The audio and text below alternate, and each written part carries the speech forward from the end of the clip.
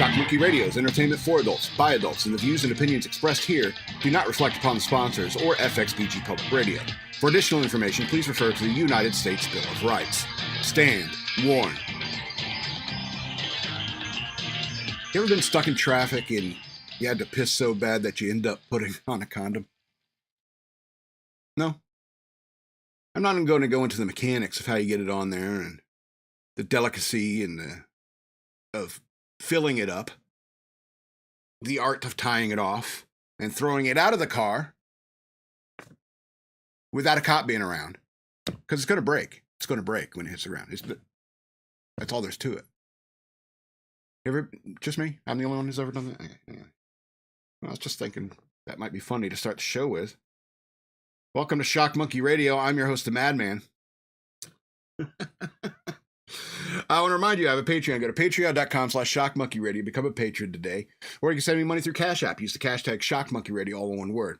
Follow me on social media at DNALETSEW. That's the word Wasteland spelled backwards on Twitter. And at SLRobbins13 on Instagram. EK's like, oh, we got paying customers in the good studio, so we got to put you down in the mail room. And I think he knows I hate this room, and that's why I had to change the carpet real quick. Because look how neat and orderly this room is behind me. I hate it, and I got this weird corner desk here with the video camera on it. And I was like, I got to do something about the carpet, because it's just chaos. And look at that. Now there's some organization to the chaos. Yeah, so, yeah. Patreon.com/shockmonkeyradio. Become a patron today. What do I got to do? What do I got to do to get you to become a patron?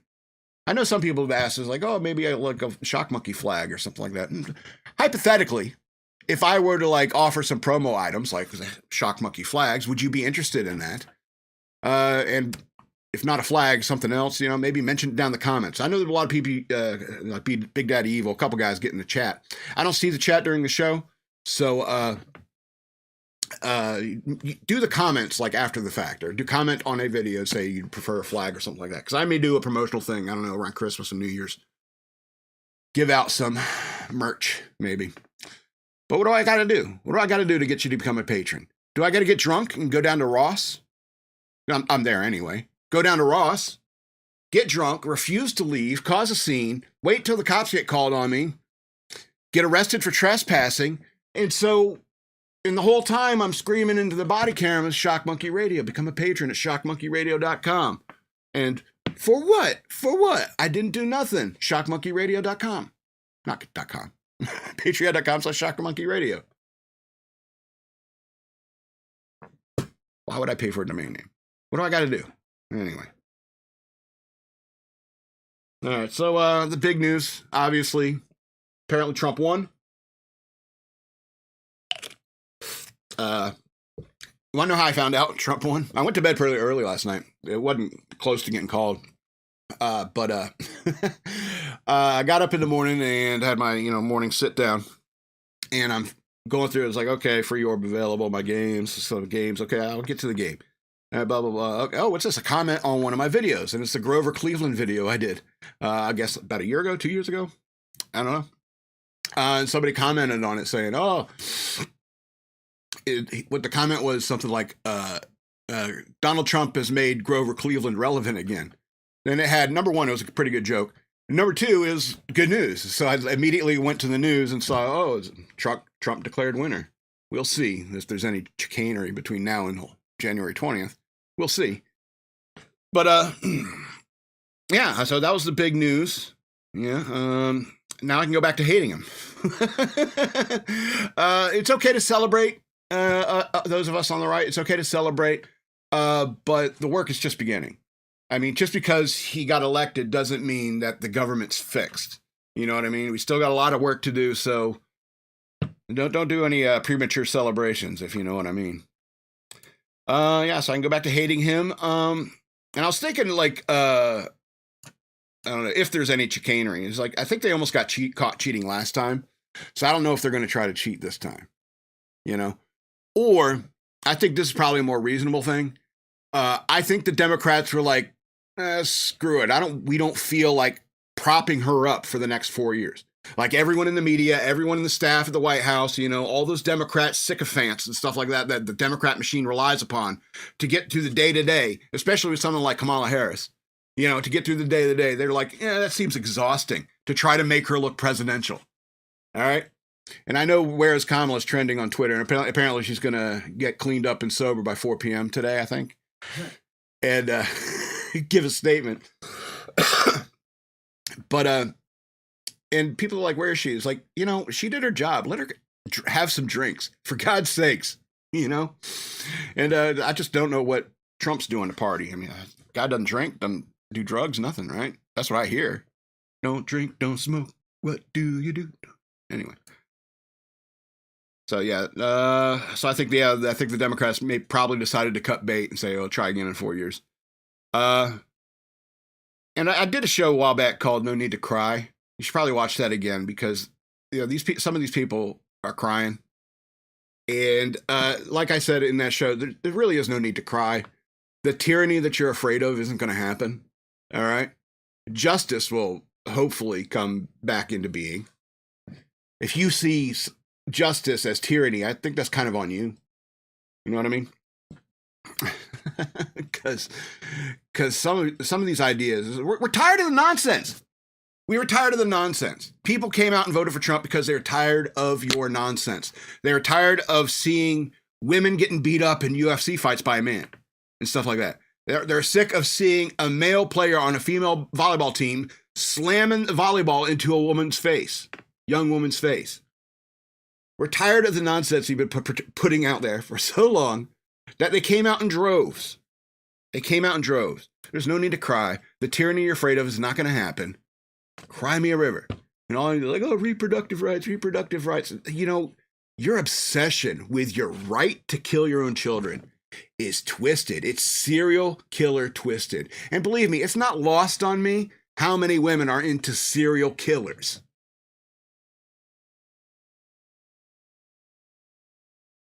Seriously, like you kill it, like Richard Ramirez. You killed a bunch of people. All of a sudden, a bunch of chicks are writing you in prison. A lot of sociopaths on the female side, and we're like, oh, we should trust them to lead.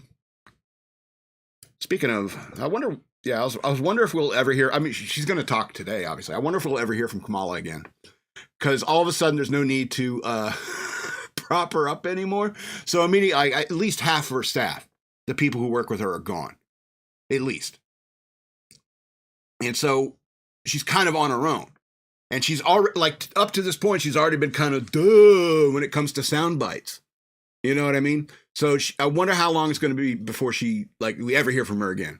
Because she's such a horrible candidate that I wonder if she's even going to be a player in the Democratic Party in the future. But there's work to do. Celebrate, go ahead. And most of all, we're going to gloat. We deserve to gloat because we've been tired of your shit. We're tired of all that nonsense. All right. We want to fix this country. You know, with the stock market soaring today. And you just don't get it. Don't get it. You're so fixated on your hatred of him. Calling him things that don't exist anymore. Really. You know, you want to talk about the number of Nazis in the United States? You're talking about like 6 people. Half of them are Klan members too. And there's 12 of those. You know what I mean? Anyway, we're going to be talking more about that in the news, obviously. Hard. With it, like the day after the election, it's not like it's going to be easy not talking about the election in the news. Worth knowing. All right. You want to talk about some nonsense? Let's talk about some nonsense. I heard a rumor that Eminem is a clone. Maybe I'm going down way too many rabbit holes on YouTube or something like that. But I heard like maybe he died in 2006. And now it's a clone. He looks different. And like, first of all, how do they do this? Like, for example, say something happens and like Tupac. What's another thing? Like Tupac is still alive and living in Cuba or something like that. You know? All right. But say you got what's his name? Eminem gets killed. All right. And there's a bunch of scientists around and CIA guys, and they're all sitting around, well, we invested so much money into Project Eminem that we we cannot just let it go to the wayside. We're trying to brainwash people with this guy's weird racist music.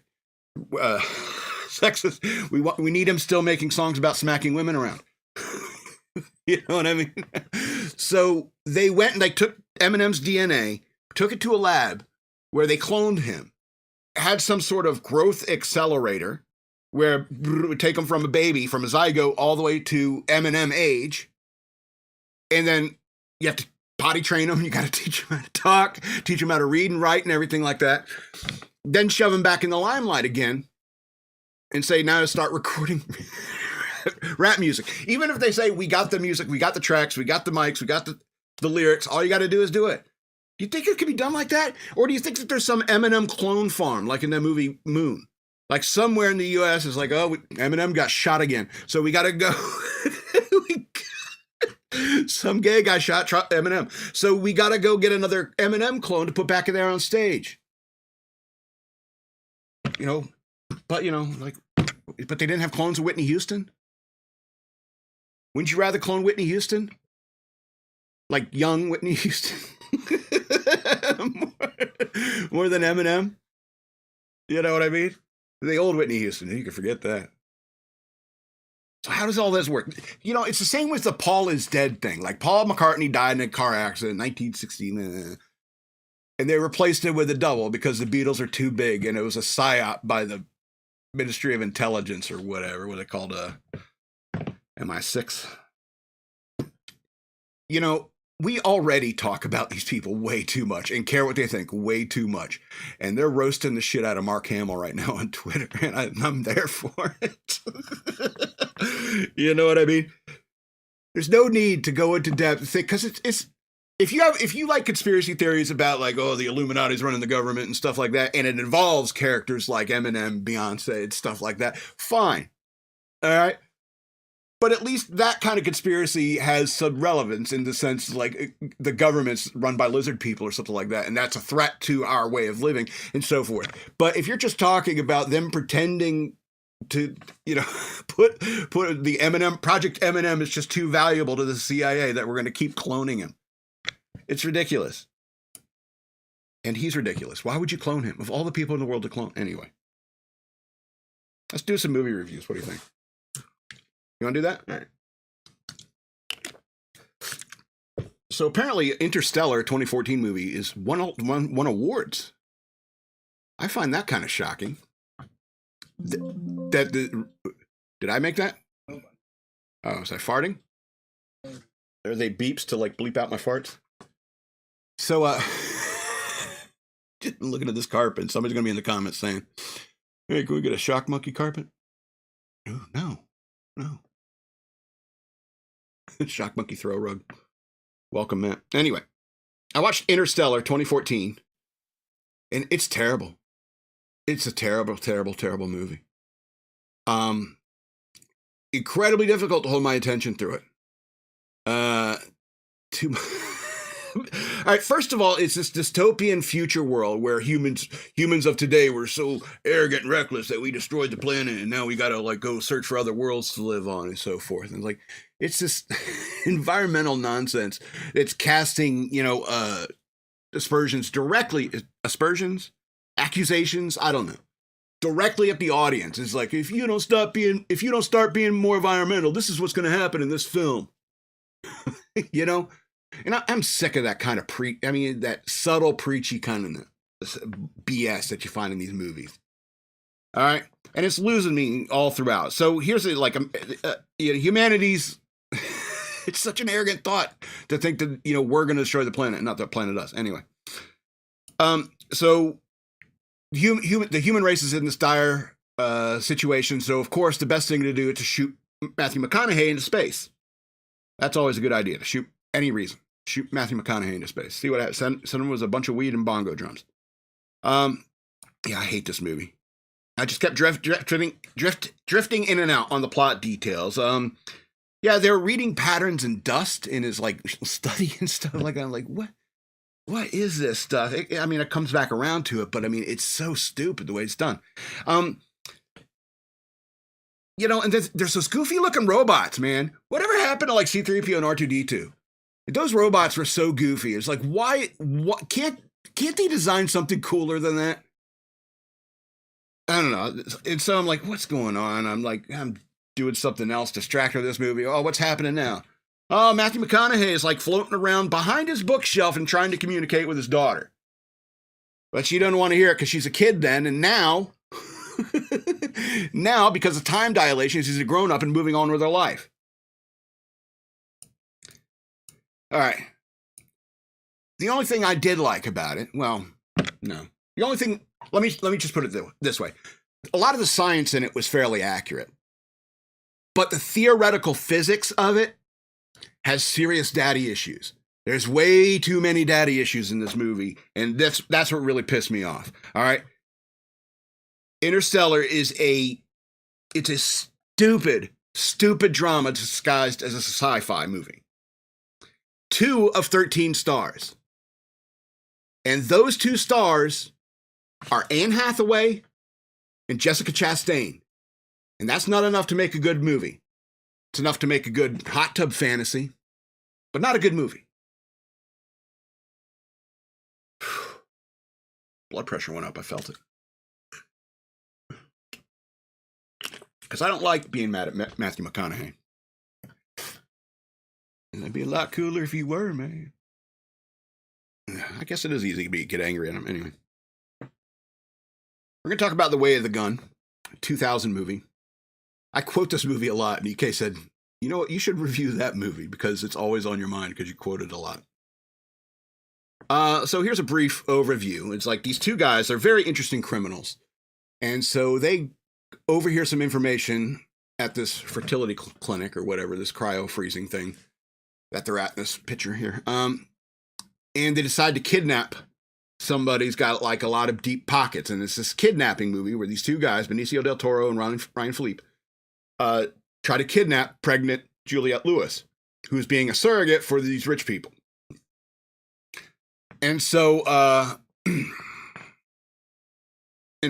that's the story, basically. Anyway, they introduce you to these 2 characters right off the bat with a very interesting scene. Great hook in this movie. The first act has great hooks. There's several. It's a barbed triple hook, you know what I'm saying, in this movie. Because you get the first scene where they're outside a bar and this car alarm goes off, and Ryan Philippe and Benicio del Toro are hanging about this car. And this guy hits his car alarm and says, "Hey, get off my car." And then Sarah Silverman is next to him, turns around and starts yelling and the filthiest stuff. She's got a filthy mouth. It's Sarah Silverman, right?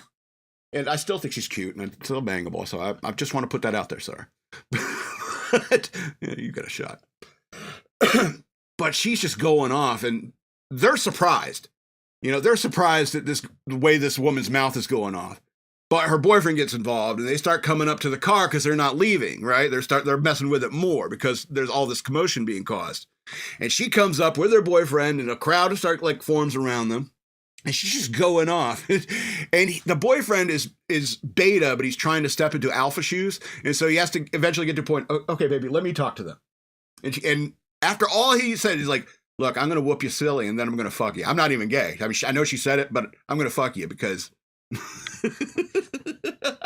That's what she said, and I got to do that because I'm that beta, And so when the fight starts, they leap past him. They push him out of the way to reach over and hit her in the face because she was the one instigating it, pushing it to that level. She was the one causing everything.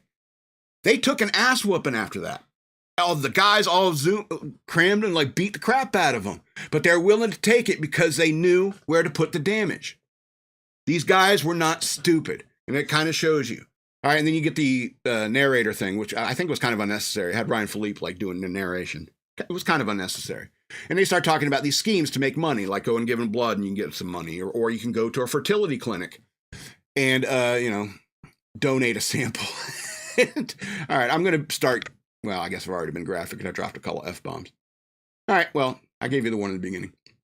And so they say, I'm going to go there and get $200 or something like that for a shot, something I'm going to do anyway.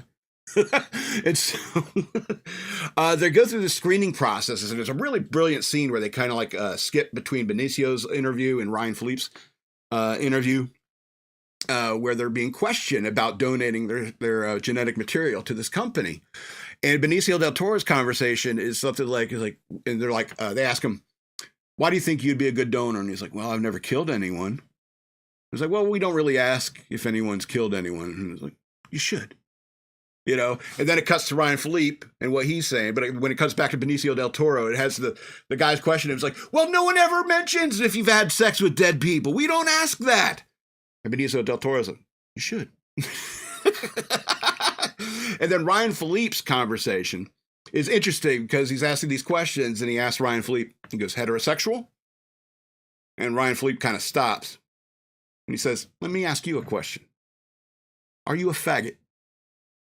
See, you asked me a question. I asked you the same question, only I was clear about the answer I was looking for. Are you a faggot? Why can't you say it? You know, it's not what you say. It's how you say it. It's interesting. It shows like the nature of these characters, you know. And it's possible they're both gay. It's irrelevant to the plot because, you know, it's a gun. But while it's the way of the gun, it doesn't matter when guns come out. Samuel Colt made them equal, you know what I mean? So they go to this fertility clinic, and as they're in the waiting room, they overhear this conversation by the receptionist. They decide to start this. They hear about this rich people with a pregnant surrogate, and they decide to kidnap her. They get themselves some gear, and the kidnapping scene, it shows that they were disciplined and like methodical about how they're going to take, because she had 2 bodyguards on them, trained men who probably like ex-military and so forth. There's Taye Diggs and some other guy, you know, and they confront them. They try to kidnap her, but they kind of, I forget what they did. They pointed the guns at the baby. And so, like in her belly, it's like, we're not going to give you this, you know, easily. So they decide to back off. And then the other team, it like engages them, shoots at them in the parking lot. Chaos ensues, and they end up snatching Juliette Lewis and try to hold her for ransom. All right. And my absolute favorite part of this movie is at some point, a bagman's got to contact them about getting them money. And it's James Caan. And you find out later that James Caan is Juliette Lewis's father in the movie. All right. And so James Caan contacts him and wants to give him an offer to see. There's a lot of other stuff happening in this movie. All right. I've covered the basics and the stuff that I really like. All right. But he and Benicio del Toro have a conversation. They're talking about the money and like, you know, they're both, you know, on kind of have like conversations about crime. And they're having this conversation with Benicio del Toro. He's saying, you know, I've met those guys, you know, they go to prison, you know, they're like, they think they're all bad, and they get out and they're like, oh, you know, I'm tough. I've been to prison, you know, and stuff like that. And it's like, they're more interested in that. They're more interested in proving that, or saying that they're a criminal than they are in committing crime. And James Caan says to him, well, that's not just crime. You know, that's the way of the world. And that's my favorite part of the movie, because that's the conversation that every creator, I think, no matter what you do, really, you got to ask yourself, it's like, do I want to be a YouTuber, or do I want to create videos on YouTube? And I think that's the difference between like a good creator and a bad creator. It's like some people, you know, I don't want to be I want to be a YouTuber. I want to be famous. Well, why don't you be good at something? And if fame comes along, great. But it's a shallow thing to want. And that's the point. It's like, do you want to be a criminal for the look, or do you want to commit crime for the profit? That's the point Benicio del Toro was trying to make. And the point James Caan was trying to make is the one I just made. If you're going to do something, you gotta like love and want to do what you do. And I think that's a really good point in the film. And there's so many interesting characters. There's the surrogate is for this rich guy whose like trophy wife doesn't want to have a kid, but she's banging the bodyguard Taye Diggs, because, you know, if a woman's in the same house with Taye Diggs, you know, they're going to end up banging, right? That's the rules, right?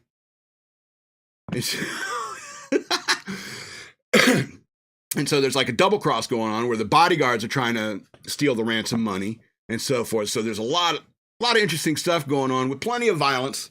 You know, you can't have a movie called The Way of the Gun and not have a lot of violence, only a little bit of violence. There's a guy who plays Abner. He's kind of an interesting character. I like him. He's just this old drunk guy. He's drunk and he's loading one bullet into. He's got 6 revolvers, 638 revolvers on the table, and he loads one round into each of them. He's drinking whiskey, country music playing, puts all them into a pillowcase, twists it around, reaches in, pulls one pistol out, puts it up to his head. That's when his phone rings, and that's what James Caan's calling, needing his help. He called, "Hey, Abner." He's like, "Yeah, you drunk?" "A little." It's great. Am I red because I'm laughing so hard? I look red. Anyway. Yeah. Glorious Violence. Yeah, the end is good. There's an interesting plot with the pregnant surrogate. The film is mostly for men, but there are definitely elements in it that a woman could sink their teeth into. You could probably talk a girlfriend into watching this with you, girlfriend or wife. 10 of 13 stars. It has Ryan Phillippe in it. The only movie I ever liked with him in it was MacGruber, because he played a pretty good straight guy in that movie. Plus, there's the whole "I'm pregnant" ending. You didn't have to do that. I mean, and what are you going to do? A Way of the Gun 2, and she's having Tay Diggs' baby, and I call that lazy writing. So 10 of 13 stars. Ooh, fancy. We're really sprucing up the mailroom here. Too bad it's all digital. None of it's going to stay. It's not real. Digital isn't real. All right, let's get into the news worth knowing.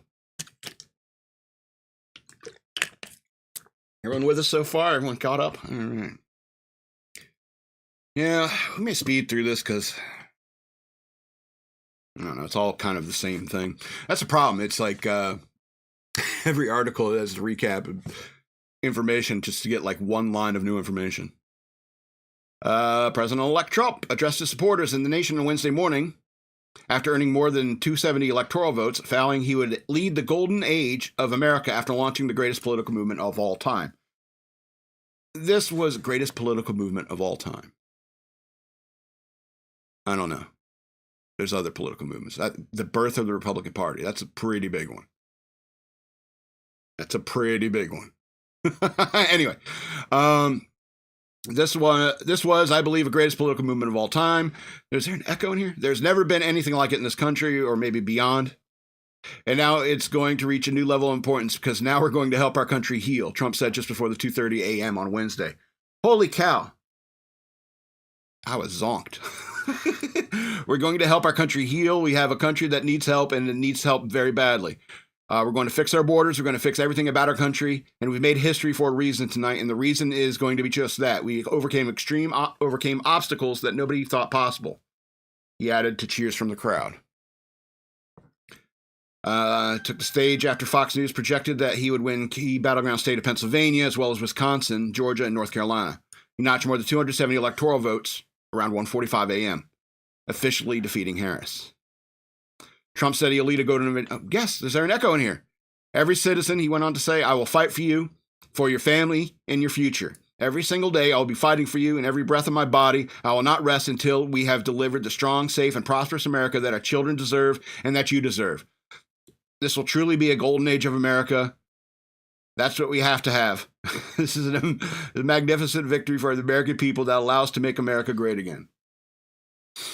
All right. I appreciate you, or is this Vance?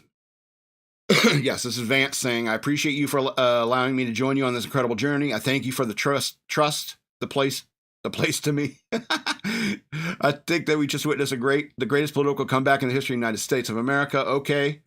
And under President Trump's leadership, we're going to have to stop fighting for you. We're never going to stop fighting for you, for your dreams, and for the future of your children. And after the greatest political comeback in history, is there an echo in here? We're going to lead the greatest economic comeback in American history under Donald Trump's leadership, he said. Suppose the adrenaline's pumping? Like, Trump's been through it before, right? But I would think J.D. Vance is, oh shit, they shot at him. They might shoot at me. In 4 years, I'm going to be next to this guy. You know what I mean? But I like JD Vance better anyway. You know, that's why I said it's like I'm glad he won because now I can go back to hating him. Because that's the point. It's like even conservatives like me will keep him to task. You know, if he does something I don't like, I'll say it. You know what I mean? I don't think he's the best possible Republican I've ever seen. I think JD Vance is a much better person to lead for that position. I think that Ron DeSantis is a much better person for that position. But what we got is Trump. And good news, Democrats, good news. 4 years, you don't have to worry about Trump anymore. It's gone. He can't run again. And he's going to run again. It's like, why didn't he take over the first time? Did he want 4 years? It's like they're going to be chasing me for 4 years for legal issues. If they gain control of the House and they've got the Senate, no. Returns. See, that's the point. A lot of conservatives would be like, we're not. If he takes the House and the Senate, you know, if the conservatives take the House and Senate, I think even they are not going to. There's going to be a bunch of Republicans that are a third term. No, we're not FDRing this. All right. No need to cry. Now, let's talk about Harris for a sec, because like a lot of people came out to the victory party she was going to have. So we got to find the paragraph. Like I said, it's like it's new information buried under another. So get some sleep, quote unquote. Harris skips addressing the watch party. So Vice President Kamala Harris and her campaign called it an early night on Tuesday. The Harris-Walsh campaign chair, Jen O'Malley Dillon, encouraged supporters to go home and get some sleep ahead of 11 p.m. on Tuesday. Damn. Which is followed by Harris skipping an address to her supporters. Oh, you thought you expected Beyonce to perform, huh? Anyway. Quote, those of you who are around in 2020 know this well. It takes time for all the votes to be counted, and all the votes will be counted. O'Malley Dillon wrote in a dismal note to the Democrats Tuesday evening. That's how our system works. What we do know is this race is not going to come into focus until the early morning hours. We'll continue to keep you all updated as we get more information. This is what it's been built for, so let's finish up what we have in front of us tonight, get some sleep, and get ready to close out strong tomorrow. Harris held the watch party at her alma mater, Howard University, where supporters flocked to the campus before results began ticking towards the Trump victory. The campaign soon reported that Harris would not speak to supporters or the nation the night of the election, would instead deliver remarks on Wednesday. Like I said, if you lost the election and you're pounding drinks, you know, you don't want to. Harris could, you stole the election from me. I was trying to win for the good of the country, and you wouldn't give me the country. I wanted to win the country, and you wouldn't give it to me. Imagine her drunk. It was probably the right call to wait until 4 p.m. today. All right. I was burned by what we've been. It's middle class. My mom was middle class. And I'm Canada, je suis. starts lapsing into French.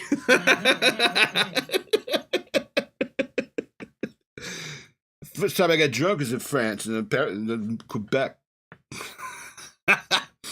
Anyway, wonderful to ever hear from her again.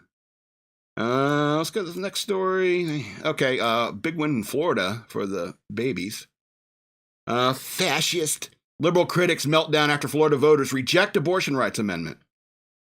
A weird thing. It's like serial killer rights amendment. So liberal social media commenters and left-wing members of the media. This is a tongue twister. Liberal social media commenters and left-wing members of the media slammed Florida voters and Republican Governor Ron DeSantis for rejecting an amendment that would have created a constitutional right to abortion, describing its failure as openly fascist. Quote, he's put everything on it, including, as you said, threats, whatever it takes to try to make sure that the amendment fails using the power of government in a way that is, I would say, openly fascist and very determined. MSNBC's Joy Reid said Tuesday evening on air about Florida's Amendment 4 failing. DeSantis signed the Heartbeat Protection Act into law last year, which banned most abortions after 6 weeks of gestation. This year, Florida residents voted on Amendment 4, the Right to Abortion Initiative, which worked to overturn the ban. In Florida, constitutional amendments must get 60% of the vote, not a simple majority, to pass. Amendment 4 received majority support among voters, but failed to meet the 60% threshold. which sparked onslaught of criticism for Democrats, left-wing media outlets, and pro-choice advocates. Yeah, that's why they want to get rid of the electoral college. They want, like, just majority rules. And majority, they get rid of the filibuster. That means majority, 51% is going to determine where this country goes. It's crazy. Yeah, but yeah, it's mostly a bunch of quotes from Twitter, people big mad about they won't let us kill babies anymore. It's hard for me to give you any sympathy. You pro-choice people. It's hard for me to give any sympathy for you. You're like, oh, but what about rape and incest? And it's like, yeah, as soon as those kinds of abortions that are happening are more than like 3% of all abortions being done, then I might believe you. But the fact of the matter is that you use abortion, you're killing babies as a form of birth control. And yet you're all on these dating sites wondering why you can't, where all the good men? Because they're scared. They're terrified you might kill their offspring. I don't know. It's like, I'm serious, like 60, 70% of like dating profiles are women. It's like, no Trumpers, no conservatives. And it's like, and you have to be pro-LGBT and pro-reproductive rights. And it's like, keep looking, I guess. I guess you don't really want to date a man. All right, let's get into the funner part of the news. Funner. More fun. Funner. It's funner to say funner. Let's talk about Roger Clemens for a second. So Yankees great Roger Clemens fires off a message to those who said they'd leave the U.S. if Trump won the election. So New York Yankees, Roger Clemens great. New York Yankees great. Roger Clemens. Is there an echo in here? He joined most Americans in celebrating President-elect Trump's election victory over Kamala Harris last night. Clemens also had a message for those who vowed the United States if Trump won. Quote, whoever said, I'm leaving America if Trump wins, don't let the door hit you in the ass on the way out. He wrote on X after the election was called in Trump's favor. And he added that Trump's win was massive. His son, Casey Clemens, also celebrated the win. He wrote on X that he wanted to stay up long enough to see Trump speak and watch him dance. I guess it depends on the age, Casey Clemens. No, I'd be concerned. Anyway, I don't know. Clemens' family were among the professional athletes celebrating the win. Antonio Brown, LeVon Bell, Brett Favre, were just some of the happy Trump won back the presidency. Some of those happy. Okay. Even Dallas Mavericks minority owner Mark Cuban, who became a Harris surrogate, had to tip his cap to Trump. Congratulations, Donald Trump. You won fair and square, Mark Cuban. I've seen some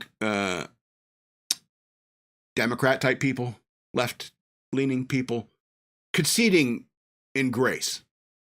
And people are going to gloat, regardless. And some will gloat more than others. I'm not of the type that thinks I should go gloat for too long. But you should say, okay, he won fair and square, and back off, just like we did 4 years ago.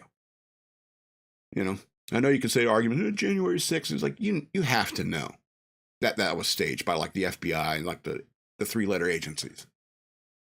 They're trying to stir something up for the Democrat on behalf of the Democratic Party. All right. And that's why, wow, I'm getting deep into this. That's why, Donald Trump needs to go and clean out those agencies, because it's a freaking mess. I'm so glad I avoided any of that, because I was on a path I could have been up in there working for the CIA or something like that. No, thank you.